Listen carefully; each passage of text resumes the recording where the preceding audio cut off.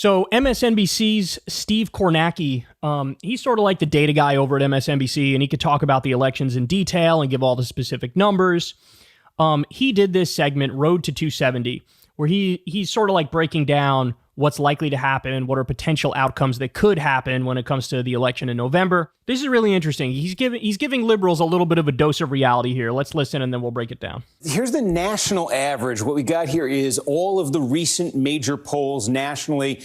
What is the sort of composite when you average them together? Harris with a 3-point advantage nationally over Donald Trump. Now, if you're a Democrat, the good news, besides the fact that you're ahead, is that's an improvement for Democrats from where things were before Harris became the candidate. Joe Biden almost all year was trailing Donald Trump, so that's changed Harris ahead by a few points there. Now, if you're a Republican, what you can take solace from here is this is not unfamiliar territory for Donald Trump. Take a look here at the last two elections, 2020, 2016. The polling at this point, coming out of Labor Day, beginning the fall rush. In 2016, Hillary Clinton led on average by 5 points. Of course, Donald Trump won in 2016. And Joe Biden had an even bigger lead on average Labor Day 2020. Donald Trump didn't win that election, but certainly in the Electoral College, he came this close to doing so, Anna. So Trump has run from behind before, certainly. And what kind of Electoral College paths are there then? Yeah, so let's take a look. Pardon me. I love the Road to 270 map, and now we get to use it pretty much every day between now and the election. 7 key battleground states. They are in gray here. 6 of these 7 states already went for Joe Biden in 2020. Democrats are trying to hold on to those. The 7th is North Carolina. That went for Trump in 20. That's the state where Republicans are playing defense on this list. Now, if you take a look at the paths, the easiest path for each candidate will start with Kamala Harris. All of the state polling is very tight, but the best polling, relatively speaking, for Harris and the Democrats has been in, we talk about them all the time, these Great Lakes states, Big Ten states, whatever you want to call them, Wisconsin, Michigan, and Pennsylvania. Now, if Harris could win those 3 states, just for the sake of argument, turn them blue there, exactly 270 electoral votes for her. Now, if she slips up, Pennsylvania in particular is one Republicans of these 3 think they have a good shot at here. Let's say she were to slip up, Harris did, and lost Pennsylvania. Pennsylvania is the biggest of all the swing states, 19 electoral votes. Harris would have to compensate by winning at least 2 from the Sun Belt here. And for Trump's easiest path quickly here, it's to get Pennsylvania, it's to hold North Carolina like he did in 20, and it's to win back Georgia, which he very narrowly lost. That would get him to exactly the magic number. All right, so basically what he's saying there is like, bro, it's a fucking close race. It's a fucking close race. And in fact, I think Nate Silver at this moment might have it at exactly 50-50. If it's not exactly 50-50, it's really, really close to 50-50. So now there are, I think, 2 facts that he's missing that are super important, which, you know, I would say I'm more 60-40 than 50-50. 60% Kamala, 40% Trump. So he brings up how Trump outperformed the polls in 2016 and 2020, which is true. He did, and he outperformed them pretty significantly. But since then, it's actually the Democrats who have outperformed the polls, and it's been by pretty hefty margins. So in the special elections, the Democrats massively outperformed the polls. In the midterms, the Democrats massively outperformed the polls. In the Republican primary, Trump underperformed the polls by 8 points. So that's a big fact, right? In other words, after 2020, every single election, the Trump-like candidates, the most MAGA candidates, they are the ones who get their asses handed to them.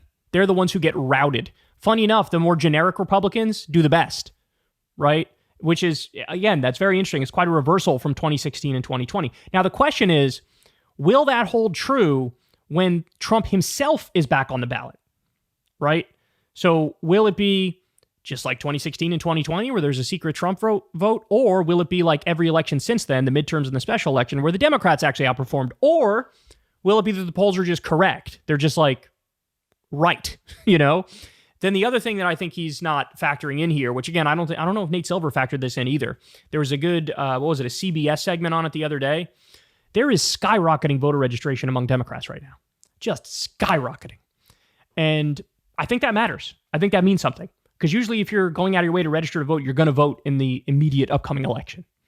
So those are 2 big facts, which puts me more 60-40 than 50-50. But these guys are saying 50-50, and it's just something to keep in mind. Like, when you look at that map, it's interesting because when I go through the polls, usually in like most of the swing states right now, Kamala's usually up, but it's only by like 2 points or whatever. It's nothing crazy in the individual swing states. There's some where it's whatever, 4 or 5. Most of them is like 1, 2 points.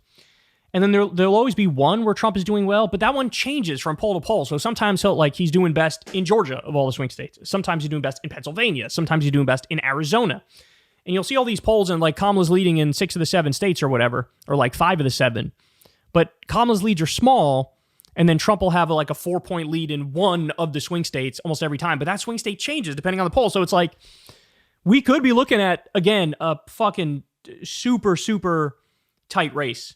Super tight race. And it all comes down to, how do you model these polls? How can you predict who's going to vote in the next election? Do you just go based off of the same voter demographics of the last election? There's certainly a logic to that, but at the same time, Kamala Harris is a different candidate from Joe Biden, so obviously the demographics are going to shift a little bit.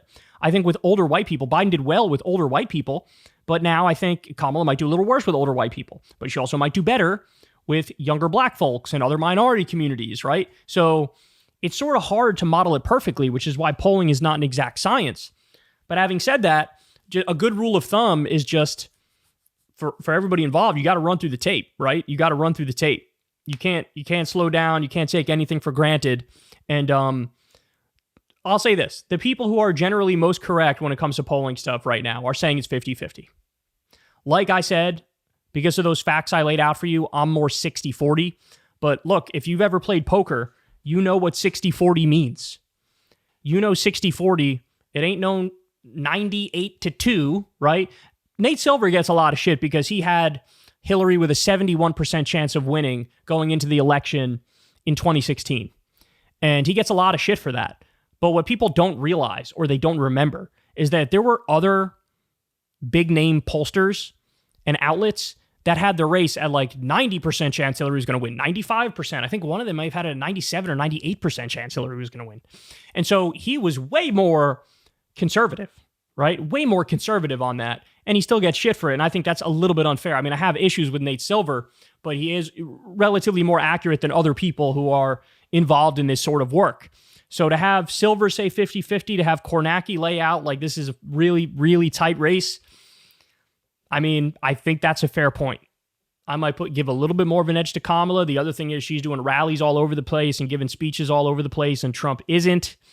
But then you look at the flip side of that, Trump is given multiple interviews every single day to different outlets, and Kamala's not. Kamala's done one sit-down interview with Tim Walz on CNN, and she hasn't done many traditional media appearances. So we'll get into the money situation later. That's also an interesting case to talk about, but this race ain't over. This race ain't over. She's certainly in a much better position than Joe Biden. I think that's the other thing. I think that's why liberals and Democrats feel very, way more confident now than they did, is because you were looking at a situation where Trump was up 4 points on Joe Biden, and now you have some polls where Kamala's up 6. That's a 10-point swing in a short time frame. So of course, I think liberals and Democrats and lefties are going to feel more confident. But again, single polls don't matter as much as the average of polls. And in the average, what did he say? She's up 3, 4, which is technically less than Biden was up and Hillary was up at this. So yes, there are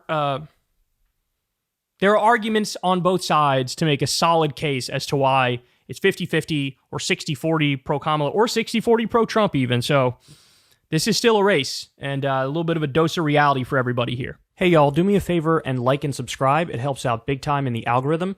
Click the bell as well for notifications when videos drop, and watch that video on screen right now. You know you want to.